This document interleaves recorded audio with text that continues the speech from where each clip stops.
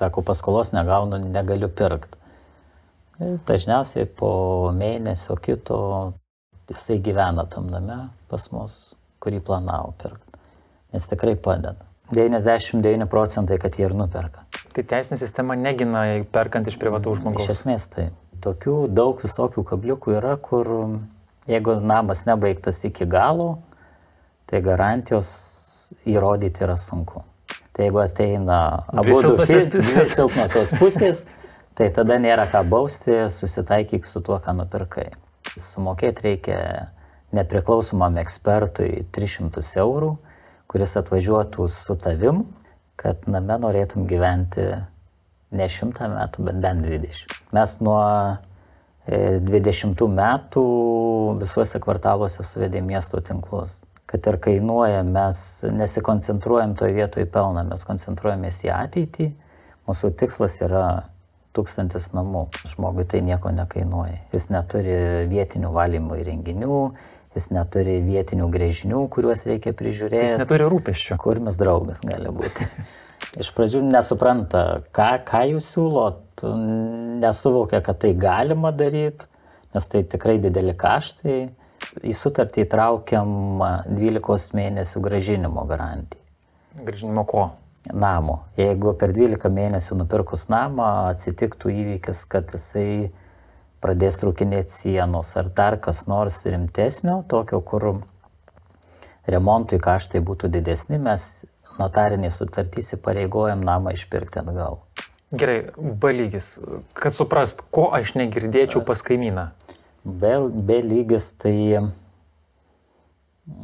jeigu kaimynas remontuojasi savo butą, tu beveik jau ir negirdėtum. Ok, čia jau stipru. Pas mus buvo atveju, kai kaimynas nežinojo, kad kaimynas remontą darosi. O vis tiek yra bendrų sienų ir visi laimingi yra. Remigijau, kam ir kokią problemą sprendė? Didžiausia problema renkantis būstą šiuo metu yra ta, kad žmogus nesupranta iš tikrųjų, ką renkas. Visų koncentracija yra į greitį, grožį, bet nieks nesikoncentruoja į kokybę, nes tai reikalauja pastangų, reikalauja žinių, reikalauja šiek tiek finansų, o į tai žmonės šiais laikais nelabai nori investuoti. Kas yra kokybė ir kas yra šiek tiek finansai? Čia tokie labai abstraktus, o čia gan svarbus pirkinys ir sumos ženklios. Finansai yra gan paprasti. Tikriausiai sumokėti reikia nepriklausomam ekspertui 300 eurų, kuris atvažiuotų su tavim į namą, kurį tu išsirinkai. Galbūt tavo antra pusė išsirinko, nes ten buvo labai gražus medis, graži pieva, aplinka gražu, atvažiuojat, saulė šviečia. Viskas labai idealiai, išskyrus namą gali būti. O jūs perkat namą. Tai rekomenduoju žmonėm kviestis ekspertus, kaip automobilį perkant jau populiarėja paslauga, kad kažkokia tais kvalifikuota nuomonė iš šalies būtų. Mūsų geriausias klientas yra tas, kuris atsiveža ekspertą, mes jam pateikėm brėžinius ir jie ten 2 valandas tą namą iš kairės, iš dešinės, iš viršaus ir iš apačios apžiūri, gauna rekomendaciją. Ir 99% kad jie ir nuperka. Kaip vyksta ta ekspertizė? Ar stebi, ar nebūtinas dalyvavimas? Ne, dalyvavimas paprastai nebūtinas, mes juos paliekam 1-2, klientas ir ekspertas.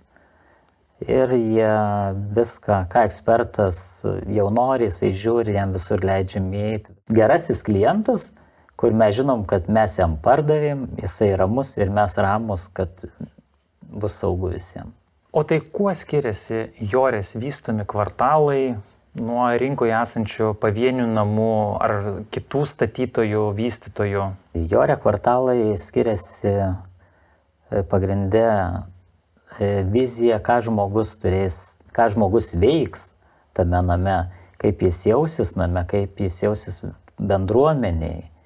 Nes mes planuodami namų kvartalą iš karto žiūrim, kur yra miesto nuotekos, kiek jas reikės atvesti, kelių apšvietimas, infrastruktūros visos, telė, šviesolaidžiai, nes labai svarbu dabar jaunesniam žmogui turėti šviesolaidį, nes daug kas IT dirba ir jiems svarbu labai. Tai jūs komunikacijas atvedat miesto, nepaliekat? Taip. Mes nuo 20 metų visuose kvartaluose suvedė miesto tinklus. Miesto tinklus suvedė jau gal virš 10 kilometrų.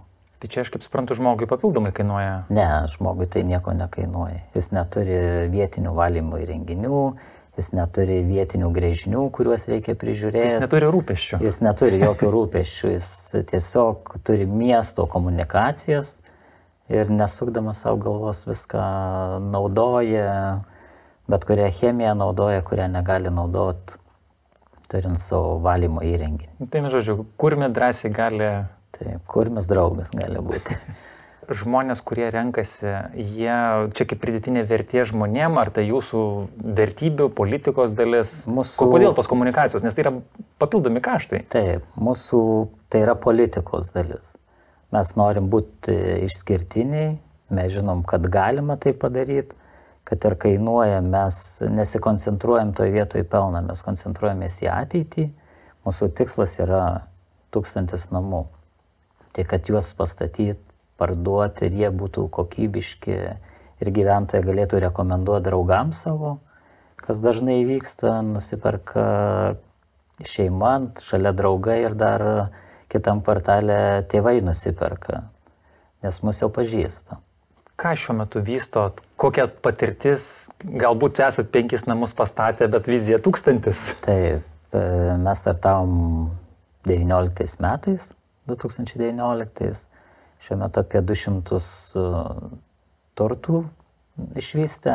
Antakalnį startuosim dabar su projektu, ten šiuo metu apie 90 namų planuojama, tai vat, su miesto savivaldybė, su Vilniaus vandenim yra suderintas projektas, 3 km miesto tinklo atvedimas, gatvių asfaltavimas, apšvietimas, padėlio kortai, visa infrastruktūra, kad žmogus galėtų gyventi čia ir dabar, nors kvartalas yra ten 6 km nuo katedros. Jam nereikės į centrą važiuoti, jis galės viską vietoje turėti. Be to planuojam kavinę pastatyti ir vaikų darželį dėliojam. Čia kaip dabar tuose šiltuose kraštuose, kai būna vystomi projektai, kad žmonėm sukurti visą ekosistemą viduje, bendruomenę ir užimtumą. Taip, iš karto traukiam į sutartis, kad žmonės, kai visą kvartalą išpirks, jie taptų bendruomenės dalimi. Tai čia notariniai sutartį traukiam, kad nebūtų žmonių, kur aš nenoriu dalyvauti su jum kartu. Visi dalyvauja kartu, visi prižiūri savo teritoriją, jeigu reikia sniegą valyti, pasamdo įmonę, kelius išvalo ir visa bendruomeniai lygiaverčiai prisideda prie to. Siekėt, kad žmonės nebūtų tokių nelabai prisižiūrinčių arba nelabai socialių. Taip, nes daug mes savo kvartalus visus apželdinam, daug gėlynų, apšvietimai, sporto aikštynai, vaikų žaidimo aikštelės. Ir visam tai infrastruktūrai reikia priežiūros. Ir kad nebūtų iš 50 namų, tik tai 2 nori tai prižiūrėti. Ne, visi 50 namų esą lygiaverčiai, pasamdo įmonę, kuri prižiūri visą tą infrastruktūrą, pramogas ir atrakcijas ir visi laimingi yra. O kai 90, tai dar reiškia, reikia to intereso. Taip. Skaniai skamba, kad yra bendruomenė, kad komunikacijos, asfaltai, tai yra pažadai. Nes būna, tenka girdėti, kad vystytojai pasižada ir su patirtim pasižada ir paskui žiūrėk, nutiko gyvenimas. O kaip jūsų atveju? Kokie saugikliai? Labai daug tokių atvejų girdžiu. Prieš porą savaičių net ir skambino man vienas, net ne mūsų klientas, sako, ar skambino ekspertui, noriu pasitarti. Tai pasirodo, vystytojas prižadėjo labai daug ko. Sutartį preliminarioje jokioj nieks nieko nebuvo įtraukę, kai nuėjau pas notarą, tada baigėsi visi pažadai. Tai visiems pirkėjams siūlyčiau skaityti sutartis preliminarias ir jeigu vystytojas žada, tai turi būti įtraukta į sutartį. Preliminarią. Papunkčiui, kas žada. Nes jeigu žada be rašto, vadinasi, iki pinigų pervedimo bus. O po pinigų pervedimų gali būti, kad jau labai dažnai pasako, tu mano telefoną išjunk ir daugiau mane skambink. O yra skirtumas vystytojai tarp įmonių ir privačių žmonių, nes būna, kad žmogus pastato arba ten kelis namus pasistato ir pardavinėja, bet tai yra pigiau. Gal? Pigiau yra todėl, kad tai nereikia mokėti mokesčių. Tai yra pastačiau broliui pardavė, savo pastačiau mamai, pastačiau mama pardavė. Tai sutaupė visi patenkinti. Visi patenkinti, valstybei PVM nesumokėjau, dar kažkokiu mokesčiu nesumokėjau. O pirkėjų yra kokia nors rizika dėl to? Pirkėjų yra rizika ta, kad garantiją jam gauti labai sudėtinga. Įvykus rimtam įvykiui, nuėjus į teismą, pardavėjas pasakys, aš stačiau namą savo, ūkio būdu, tai kokį aš pasistačiau, tokį tu ir nupirkai. Aš neturiu jokių įsipareigojimų tau kažką padaryti. Tai teisinė sistema negina perkant iš privataus žmogaus? Iš esmės tai. O tai garantija reiškia tik tais perkant iš įmonių? Oficialiai garantija viskam turi būti, bet teisme yra įmonė tas atsakingas juridinis asmuo, kuris turi atsakyti už savo veiksmus. O fizinis yra silpnoji pusė. Tai jeigu ateina dvi silpnosios pusės, tai tada nėra ką bausti, susitaikyk su tuo, ką nupirkai. Taikos būdu reiškia, belieka. Taip. Tai renkantis reikia labai žiūrėti. O ką jūs žadat? Kokia yra garantija? Gerai, pažadėjot, ne? Būna, vėlgi, kas gali, kokie garantiniai atvejai gali nutikti, ko gali tikėti žmogus? Tikėtis garantinių atvejų iš esmės gali būti daug. Pas mus į sutartį įtraukiam 12 mėnesių grąžinimo garantiją. Grąžinimo ko?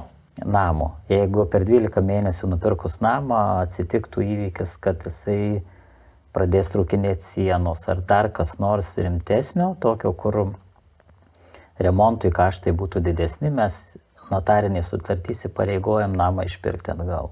Tai jeigu netvarkot, tai jūs reiškia išperkat? Taip. Mes galim ir išpirkti, ir sutvarkyti, kaip čia jau žmogui būtų noras. Nežinau, kaip pas kitus vystytojus, pas mus kiekviena rozetė, kiekvienas taškas yra išbaigtas iki galo. Jeigu nusipirkčiau namą su viena rozetė vienam kambarį, faktas, kad jos neužtektų. Tai reiškia, reikia štrabuoti, reikia štrabuoju, pjaustau, prisidedu dar 100 rozečių. Vadinasi, iš vystytojo ir iš pardavėjo garantijos jau negali tikėtis. Nes naujas pjūvis. Tai visa sistema yra elektros perdaryta, tai jau elektrai garantijos neturi.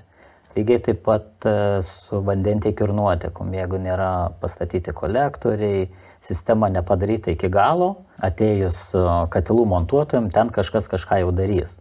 Tai vystytojas lygiai taip pat ar pardavėjas pasakys, aš nedariau, tai garantijos aš tam ir neteikiu. Tai tokių daug visokių kabliukų yra, kur jeigu namas nebaigtas iki galo, tai garantijos įrodyti yra sunku. O kaip yra, pavyzdžiui, paskolų atveju, nes yra berods 85% baigtumo galima, ne, su paskolom. Ar čia geriau jau iki 100%, kad būtų jau viskas priduota? Ne, 85% viskas tvarkoje, bet reikia iškart žiūrėti, ar vystytojas žiūri į tai atsakingai, tos 85%. Ką reiškia atsakingai? Kaip ta atsakomybė pamatuoti? Tai yra atsakomybė ta, kad jeigu ta pati viena rozetė yra, tai atsakingumas yra... Koks gali būti atsakingumas, jeigu žmogui siūlai su viena rozetė namą. Bet žodžiu, jeigu kreipkėsi pasidaryk pats arba pasidaryk pats, tai lauk bėdos. Taip. Tai atvejs apie vandentiekį, apie pačios katilinės įrengimą, kas yra negarantiniai atvejai, tai kai ateinu į namą ir žiūriu, visi vamzdynai kabo ore. Iš grindų išlenda vamzdžiai be jokių kolektorių, vandentiekio vamzdžiai irgi. Bet tie vamzdžiai yra nelabai paslankus, ten ką paskui su jais. Tai paskui reikia ištrabuoti, ten į sieną įleisti. Ten gali netgi grindis tak daužyti, tam, kad davesti negali, o taip dažniausiai ir nes betonuojant, tos vamzdžius tiesiog kažkaip į krūvas sudeda, kad būtų patogu išbetonuoti. Kai reikia kolektorius daryti, reikia viską išsidaužyti, sutvarkyti. Tai namas praranda ir sandarumą po to, nes daug štrabavimo visokio. Ką papildomai darot savo klientams? Nu gerai, pažadat, labai fainė, ne? Vieta dabar Antakalnyje, ne? Vystote šitą kvartalą. Antakalnio kalvos beras. Taip, Antakalnio kalvos. Ką dar papildomai? Nu, atrodo vyšnė ant torto, ten garantijos, kaip galit ir padėti ir kažkaip pamaloninti. Paskutinė idėja buvo, nu kaip tuos žmonės sukurti vieną tą bendruomenę, kad jie norėtų bendrauti, tai yra socializacija pati. Tai vienam sklype numatėm pastatyti kavinę. Kad tie žmonės galėtų susitikti, nes, nu, kaimynas pas kaimyną gal nepatogu, gal nesusitvarkiau, šiandien reikia pas kitą eit, gal, ne, prašau, yra kampelėje kavinė, kur gali visi kaimynai susitikti, išgerti puodelį kavos ir tą šiltą ryšį palaikyti. O kai palaikai šiltą ryšį, tada ir vaikai bendrauja, atsiranda ta tikroji bendrystė, ko šiais laikais iš tikrųjų trūksta kvartaluose, kai kvartalai statomi kubeliais, tvoros 1,80 m ar 1,70 m, kad per tvorą nieko nematytum ir visi gyvena kas savo. Ir kaimyno nepažįstu. O jūs saugumą kažkaip dar papildot, užtikrinat? Taip. Sur aptveriam kvartalinę tvorą, kad vaikai saugiai galėtų bėgioti, važinėti.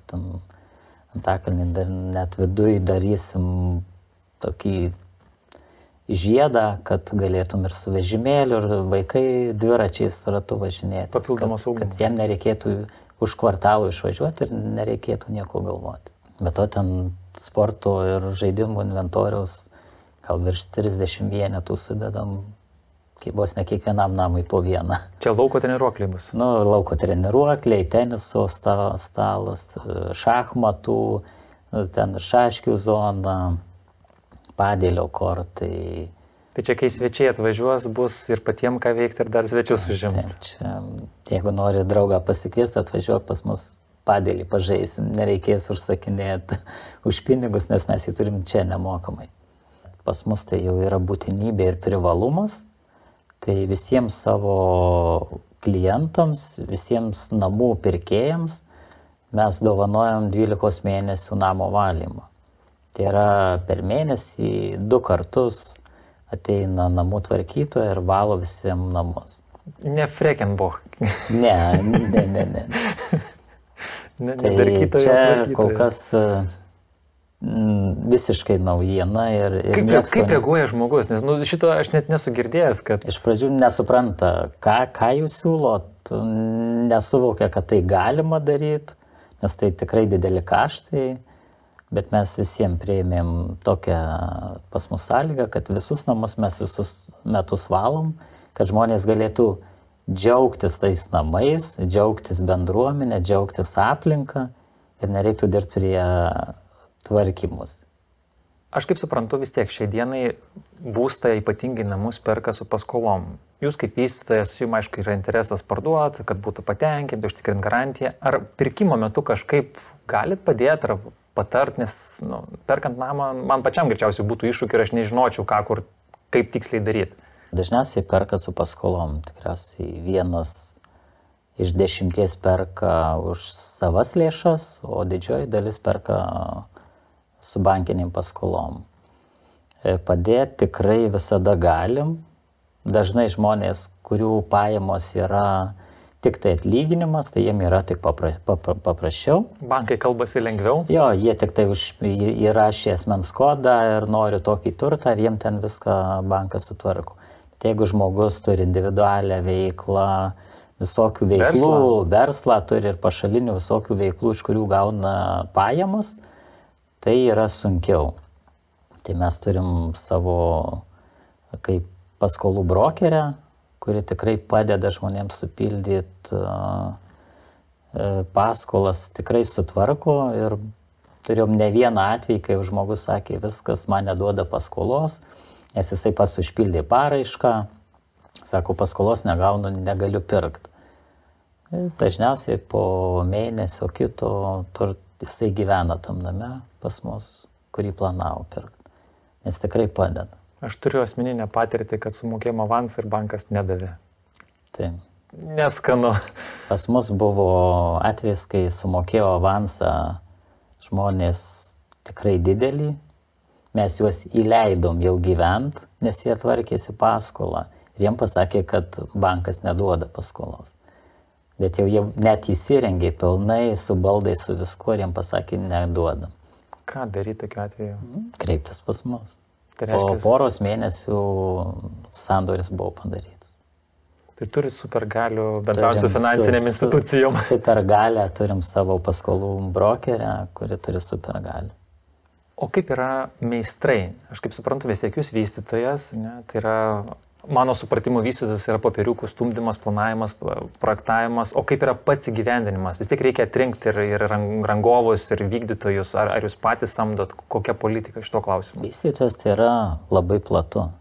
Vystytojas nuo idėjos, kad noriu statyti, iki žemės įsigijimo, projektavimo, vizijos, kas turėtų būti, kaip turėtų būti, rangovų parinkimo, atsakingų rangovų parinkimo, kuriais galima pasitikėti, galima palikti bent vienai dienai. Nes garantiją jūs kaip ir savo vardu suteikiat? Taip, mes garantiją savo vardu teikiam. Tai mūsų visi rangovai yra atrinkti. Didžioji dalis dirba ne pirmam projekte pas mus. Ir jeigu rangovas matom, kad jisai čiut kreivas, tai labai greitai mes su juo nutraukiam sutartį ir ieškom kito rangovo. O yra rotacija, nu pavyzdžiui, jeigu sakai, kelintą projektą daro, kiek trukmė yra, pavyzdžiui, rangovų? Kiek laiko užtrunka išsitestuoti, kad su juo viskas gerai, o galbūt... Išsitestuoti užtrunka 2-3 dienas ir pamatai, koks jo požiūris yra į darbą, koks požiūris į jo profesiją, požiūris į atsakomybės jo, kaip jisai bendrauja, kaip ar jisai vynioja kažką į vatą. Labai greitai gali pamatyti ir net ir nepradėjus darbų galima jau suprasti, link ko einam. O pradėjus darbus labai greitai viskas pasimato. Kaip man yra tekę girdėti tokią frazę, kad jeigu šluota nėra geriausias meistro draugas, reikia vykti kuo greičiau. Taip. Bet pagal rekomendacijas mes tikrai turim ir daug patirties. Mūsų statybų direktorius turi patirties. Bet jam labai svarbu yra. Svarbu kokybė. O kaip pačiupinėt kokybę? Vėlgi, tai yra pridavimas, sertifikatai, kompetencija. Čia tik popieriai. Kokybė, ten sertifikatai ar pridavimas, tai yra tik tai popieriukų stumdymas. Bet jūs tą padarot? Mes tą padarom, bet kokybė yra, reikia žiūrėti objektą kokybę. Reikia nepalikti nei vienai dienai, nes rangovų daug, tai kiekvieną reikia sužiūrėti. Kad ir juo pasitikėk, bet tikrink. Tai jums dar tie klientų nepriklausomi ekspertai dar turbūt padeda atsirinkti specialistą. Taip, ekspertai mums padeda patikrinti specialistą, ar mes tikrai gerai jį pasirinkom. Ir mes džiaugiamės, kad mes tai ir darom. O terminai, žmogus gerai išsirinko sklypą ir dar kai namas bus statomas, aš kaip suprantu, jūs pateiksit ir brėžinius, ir ten vizualizacijas, ar kokiam lygmenį vyksta pats pirkimo procesas? Žmogus ateina į dalinę apdailą arba nepilna dalinė apdaila dar būna, bet išsirinka kvartale kitą namą. Mes jam pateikiam brėžinius, pateikiam techninius brėžinius su elektros planais, apšvietimais, nes visą tai paruošia dizaineriai. Ir jau žmogus tikrai žino, ką pirks. Jam nerašom, kad jam bus 20 rozečių įrengta. Jisai turi planą, kur jos bus įrengtos ir kiek yra. Tai reiškia visas jau projektas su vizualizacijom. Taip, pas mus statybos aikštelė neturi kilt klausimų, kur mums pastatyti rozetę. Jis pasima brėžinį ir jis pagal tai dirba. Tai čia tokiu atveju geriau, tada jeigu žmogus nori labai individualių reikalų, tai dar prieš statant turėtų tada reiškia kreiptis į jūs? Ar geriau jau... Statybų metu individualių, tai realiai sienų keisti negalim, langų keisti negalim, stogo keisti negalim. Tai individualumas atsiranda, tai yra viduje. Bet mes pateikiam brėžinius ir žmogus sako, aš noriu pasikeisti tas rozetės, noriu pertvaras pasistumti, noriu vonę pasididinti, arba vietoj vien vaiko kambarių man reikia darbo kambarių. Ir mes tos pakeitimus tarpusavio susitarimų mes juos ir padarom. išleidžiam naujus brėžinius, dizaineris peržiūri vėl juos iš naujo. Prieš kiek laiko geriausia žmogui rinktis, priimti sprendimą, kad tai perku ir iki to momento, kai reikia keltis, kiek gali tai trukti laike? Tai minimaliai, tai 1 diena. Jeigu ateina jeigu įrengta, bet jeigu nėra įrengta. Jeigu jisai nori, kad mes įrengtumėm, tai panašiai 3-5 mėnesiai, nes daug šlapių procesų vis tiek greitai negalima daryti, tai apie 3-5 mėnesiai realiai įsikelti. Kadangi darot bendruomenę, vėlgi, tai 90 namų, atstumai, kaip yra su garsu, su triukšmu, vėlgi, jeigu yra jungtinis namas, aš kaip suprantu, vis tiek bus jungtinių namų. Tai pavadinimas lengviau visiems suprantamas kotedžai.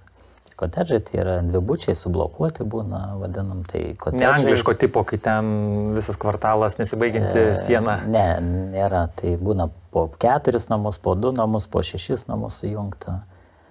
Tai svarbiausia yra tokioj vietoj užtikrinti akustiką tarp butų, tarp namų. Tai yra vienas esminių kriterijų. Nes jeigu padarysi vieną sieną tarp butų ir neužtikrinsi akustikos, tai girdėsi kaimynų verkiantį vaiką, jį besiklausantį muzikos ar kepantį blynus. O tai kokio lygio jūsų akustikos, koks siekis yra? Siekis yra pas mus pasiekti B klasę. Pagal standartus užtenka C klasės. O kas tai yra? Tai yra matuojam, tai yra atliekami matavimai iš Vilnius Tech atvažiuoja specialistai, kurie atlieka akustinius tyrimus ir išduoda sertifikatą. Gerai, B lygis, kad suprast, ko aš negirdėčiau pas kaimyną? B lygis, tai jeigu kaimynas remontuojasi savo butą, tu beveik jau ir negirdėtum. Ok, čia jau stipru. Pas mus buvo atveju, kai kaimynas nežinojo, kad kaimynas remontą darosi. O vis tiek yra bendrų sienų, tai va čia yra B. O tai kokio lygio tas kaimyno remontas, tu negręš sieną? Taip, jeigu jau sieną gręš, kuri ribojasi su jūsų siena, tai tikriausiai girdėjasi. Bet jeigu vyksta dažymo darbai, plytelių klojimas, grindų dėjimas, tai yra tas standartinis remontas, net ne remontas, tai yra namo įrengimo darbai. Kur non-stop ir muzika groja. Taip, tai gali girdėti, lyg kažkas vyksta, bet nežinai kur. Nes triukšmas didesnis iš kiemo bus didesnis triukšmas negu iš kaimyno pusės, kai jis įsirenginėja namą. Tai noris namo, kuris tylus, bendruomeniškas, su garantijom, su pagalba paskolą susitvarkyti. Ir dar nereiktų jo valyti. Ir dar, kad nereiktų jo valyti, Remigijus iš Jorė Antakalnio kalvos dabar, ne? Taip, mūsų naujasis projektas bus Antakalnio kalvos. Tai vat, kontaktai po šio video, jeigu turėsit klausimų, Remigijų gali drąsiai man parašyti, mielai supažindinsiu asmeniškai ir ačiū, kad atėjai. Ačiū.